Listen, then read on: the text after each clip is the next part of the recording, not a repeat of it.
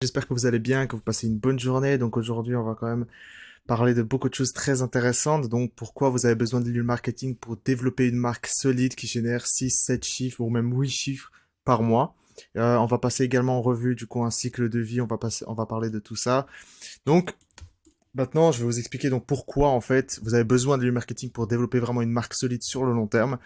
Aujourd'hui, il y a plein de gens qui disent que l'email marketing est mort et pourtant c'est toujours le canal de commercialisation qui a un retour d'investissement le plus élevé. Donc ici, donc sur le site Operlo que j'ai trouvé, d'ailleurs toutes les références seront à la fin du document que je vais montrer. Mais donc j'avais pris ces chiffres qui sont très intéressantes où il y a un ROI de 35, c'est-à-dire 1 euro qui est investi, en fait il y a 35 euros qui est sur votre poche. Donc c'est vraiment le canal qui a aujourd'hui un très bon retour d'investissement. Et pourtant, encore, les gens, ne le prennent pas au sérieux. Ils pensent que c'est juste simplement envoyer des emails. C'est simple. C'est pas aussi simple que ça. Il y a quand même une stratégie de rétention derrière à avoir. Et pourtant, peu de gens, peu de marques le font. Et donc, si vous le faites aujourd'hui et que si vous n'avez pas développé, vous prenez déjà quand même pas mal d'avance sur vos concurrents. Mais donc, comparé à la publicité payante qui génère dans le meilleur des cas, un ROI de 10, voilà, donc c'est vraiment 35, 10, voilà, vous savez déjà un peu pourquoi c'est vraiment le meilleur canal de commercialisation, mais d'après une étude qui a été faite, c'est le meilleur canal de commercialisation pour avoir un très bon retour sur investissement. Beaucoup plus que les Facebook Ads, ou autres, même, publicité payante de manière générale. J'aime toujours dire que c'est l'email et les publicités payantes pour pouvoir faire évoluer une marque certainement. Je dis toujours, voilà, là je compare par exemple le ROI de chacun, mais ce n'est pas une guerre entre chacun, d'accord? Donc ce n'est pas, voilà, l'email marketing, compte publicité payante, qu'est-ce que je dois me focus au premier? C'est les deux en même temps. Donc je le dis, par contre, c'est intéressant de parler l'email compte publicité payante, mais les deux n'ont pas le même rôle, elles ne ciblent pas les mêmes personnes. Il faut le voir comme une balance. Trop de publicité payante et peu de l'email marketing, mauvaise rétention et donc peu de profit à long terme. Trop de l'email marketing et peu de publicité payante, vous ne générez pas assez d'attention autour de votre marque et donc vous n'évoluez pas. Donc vraiment savoir une balance, c'est vraiment savoir vraiment balancer les deux. Et aujourd'hui, vraiment profiter les deux. Si vous faites un sans l'autre, malheureusement, il y aura quand même des problèmes et des lacunes dans la marque. Maintenant, je vais vous présenter du coup les 7 raisons pourquoi l'email marketing est crucial pour chaque marque e-commerce. Donc en premier lieu, c'est l'email est potentiellement le canal qui permet le plus de personnalisation que les autres canaux, donc également d'autres résultats chiffrés, d'autres études qui ont été menées par Oberlo, comme j'ai dit, les références sont en bas du document. Et donc, les emails avec un objet de personnalisation ont un taux d'ouverture supérieur à 50% en moyenne. Donc ça, c'est vraiment un taux d'ouverture de l'email. Mais on peut également parler de la personnalisation dans le contenu comparé à la publicité payante qui est de manière très généraliste, même si on peut segmenter. Ça reste toujours un peu généraliste, donc l'email peut être considéré comme le canal offrant le plus de possibilités de personnalisation parmi les autres canaux, bien que les publicités sur Google Ads, Facebook Ads, etc. permettent également de créer des segments en fonction des critères différents. L'email marketing permet une plus grande précision quant à la personne à laquelle un message sera montré, donc ça c'est vraiment quelque chose d'intéressant. Moi je dis toujours que aussi c'est plus vous faites de la personnalisation dans votre message, dans votre contenu, dans l'offre, plus vous générez des revenus. C'est aussi simple que ça, je pense que vous le comprenez. Si vous recevez un message personnalisé d'une personne, vous serez déjà beaucoup plus apte à acheter ou potentiellement le lire l'entièreté du contenu. En fait, la personnalisation peut être poussée à un tel niveau que le message peut être destiné à une seule personne sur un segment. Donc ça, c'est vraiment quelque chose de formidable, surtout si vous utilisez donc Klaviyo comme le logiciel d'emailing. En fait, il y a une telle personnalisation qui peut être possible que vous pouvez carrément cibler une personne sur l'entièreté de votre base email, que justement les publicités payantes n'arrivent pas à faire cette segmentation. Donc ça, c'est vraiment la première chose. La deuxième chose, c'est personnel. L'email marketing offre une expérience personnelle pour les destinataires. Contrairement à des publicités qui apparaissent au plein milieu de la navigation sur des plateformes sociales comme Facebook ou à la lecture des blogs sur Google, les destinataires choisissent d'ouvrir leurs emails en raison d'un sujet ou objet qui les intéresse personnellement. Cela garantit que l'intention d'engagement vienne du consommateur lui-même plutôt que d'une manipulation entre guillemets je mets externe. Donc c'est vraiment juste le fait de vraiment payer des publicités payantes pour qu'au plein milieu du feed il y a vraiment votre publicité qui apparaît. Donc ça casse un peu ce côté naturel. Donc c'est pour ça que j'ai mis entre parenthèses manipulation. Ce niveau de personnalisation renforce la relation entre les marques et leur audience cible, renforçant ainsi l'efficacité de votre offre.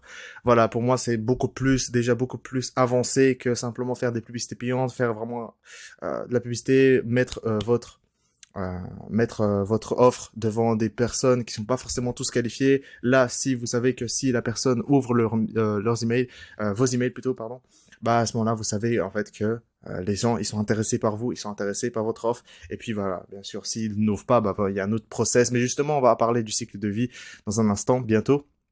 Je vais vous expliquer tout ça, comment ça marche. Le troisième, c'est l'emailing. L'emailing augmente la valeur vie client. Donc la lifetime value.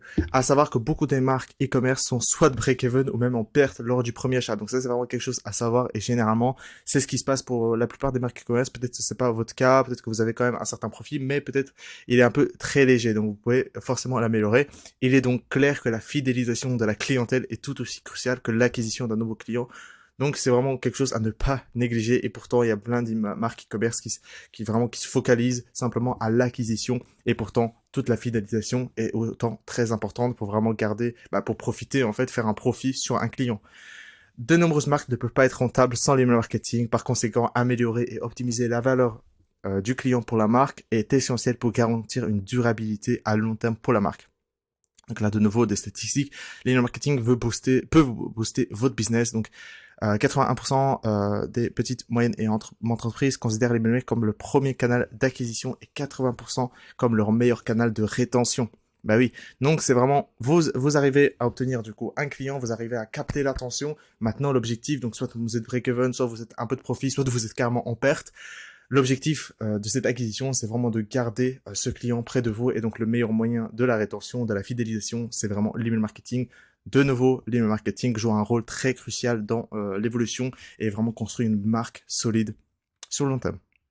Donc maintenant, on va passer justement à l'explication du cycle de vie. Donc je suis parti de ce schéma-là, donc par Mailjet sur le site, vous pouvez retrouver. Donc, qui est du coup marketing du cycle de vie et parcours client, mais moi je le refais un peu également à ma sauce pour vous présenter en emailing comment ça se passe. Du coup, voilà, donc vous avez donc, vous ramenez du trafic. Donc, première chose, c'est vraiment l'acquisition. Donc, vous ramenez du trafic d'une manière payante ou non.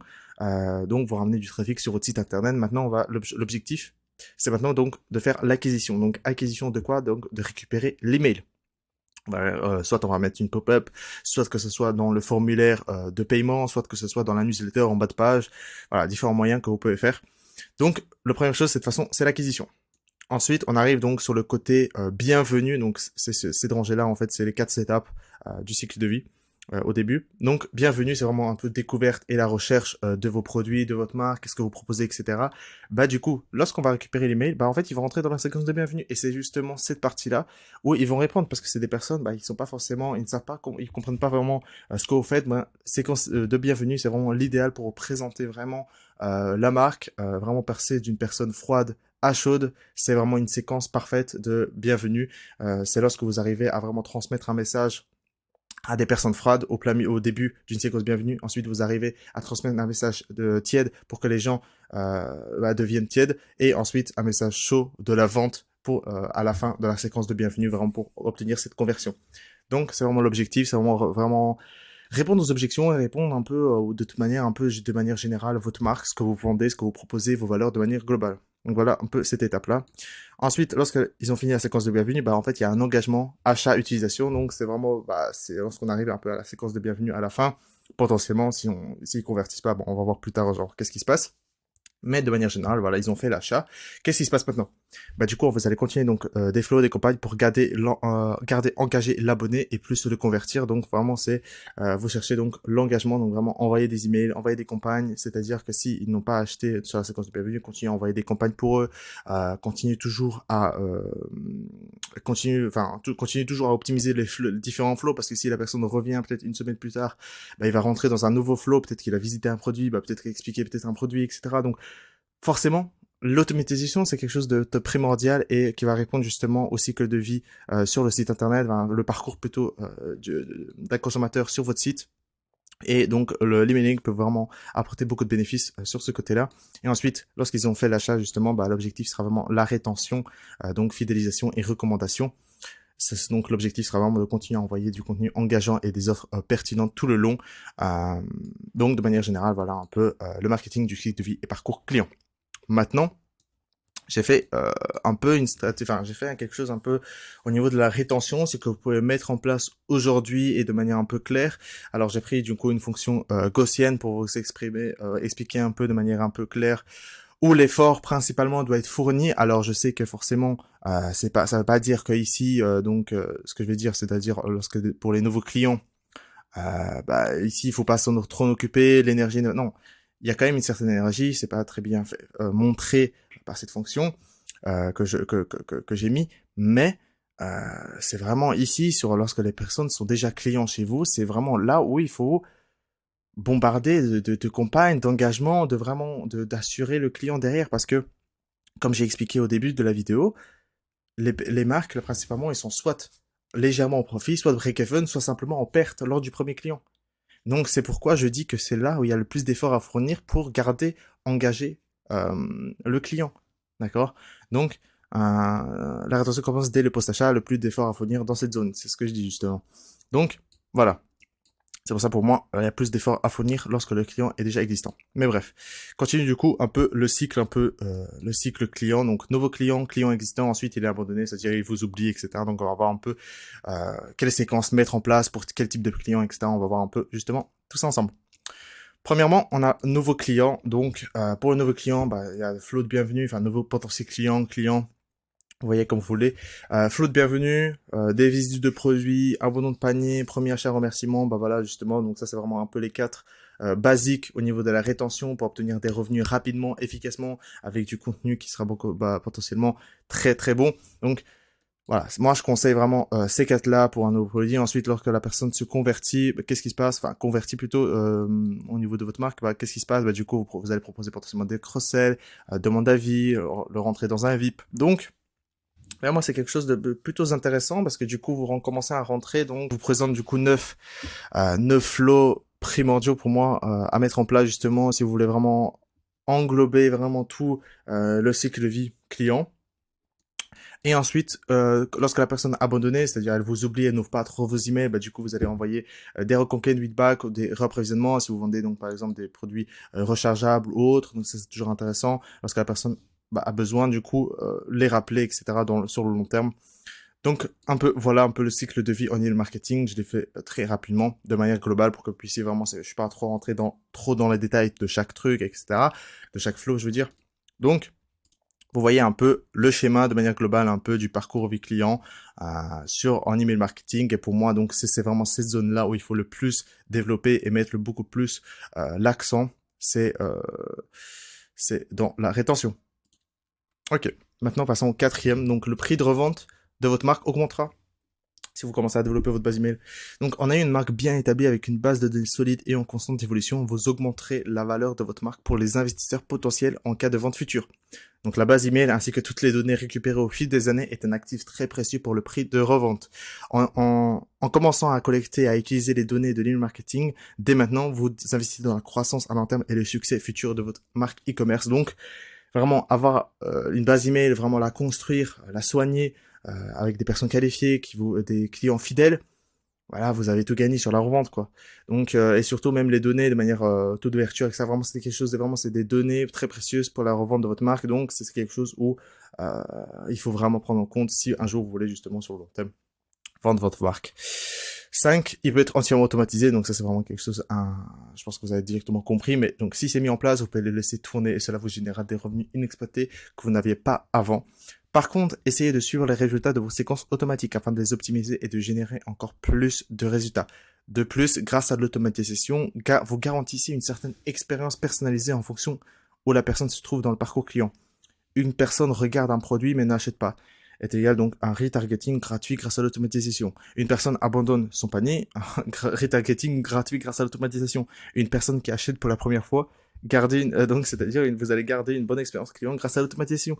Une personne qui ne réagit plus à vos emails, c'est un retargeting de réactivation du contact grâce à l'automatisation. Une personne bref, je pense que vous avez, de manière globale, vous avez compris vraiment c'est du retargeting ou vraiment de l'expérience client. Tant que c'est automatisé, je pense que vous savez, vous n'avez pas besoin de perdre du temps là-dessus, c'est vraiment entièrement automatisé, donc ça c'est vraiment un plus pour la marque. Donc l'automatisation garde votre business opérationnel et qui vous génère des revenus en automatique, même lorsque vous dormez, même lorsque vous partez à l'autre bout de la terre, vous prenez un petit whisky tranquillement, toute cette automatisation générera pour vous. Voilà, voilà. Donc 6, les clients veulent recevoir vos emails. Donc ça, c'est quelque chose que je n'arrive pas à comprendre. Mais je vois énormément des marques e-commerce qui cherchent à diminuer l'envoi des emails dans la semaine pour éviter de spam. Moi, je dis toujours chercher plutôt comment augmenter ce nombre dans la semaine. C'est ce que je conseille vraiment à toutes les marques e-commerce aujourd'hui. Et comment vous faites ça? C'est que simplement grâce à la segmentation. Vous pouvez vraiment segmenter votre base email et donc vous pouvez envoyer plus d'emails. Donc moins d'emails vous envoyez, moins de revenus vous ferez. Retenez ça. C'est aussi simple que ça. Plus vous envoyez de campagnes dans la semaine, enfin sur le mois de manière globale, plus vous allez générer de revenus. C'est aussi simple que ça.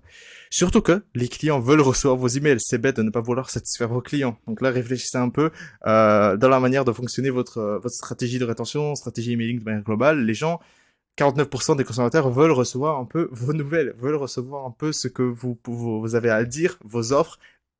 On- D'ailleurs, il y a un truc aussi, c'est que les gens veulent acheter vos produits et les gens simplement ils attendent que vous envoyiez du contenu qui va répondre à leurs dernières objections. Réfléchissez à ça. Donc c'est les gens veulent racheter vos produits, mais en vrai ils ont encore quelques craintes sur certaines choses. C'est là où l'email marketing est important. Donc le fait de que des marques e-commerce qui veulent simplement diminuer des emails dans la semaine pour éviter de spam, ça n'existe pas de spam. Les personnes veulent recevoir vos emails, ils veulent savoir ce que vous avez à dire, les gens ils veulent savoir des nouvelles offres, etc. Donc moi je conseille vraiment de commencer à segmenter et donc augmenter ce nombre dans la semaine. Et septième et le dernier, c'est vraiment que ce n'est pas cher du tout. L'email marketing est considéré comme peu coûteux par rapport à d'autres canaux de marketing en ligne tels que les publicités payantes ou autres. Parce que vous n'avez aucune dépense supplémentaire à réaliser mis à part le logiciel. Donc le reciblage est très peu cher avec l'email marketing. Voilà, je pense que c'est dit. Et donc voici la référence. En tout cas, merci beaucoup d'avoir suivi.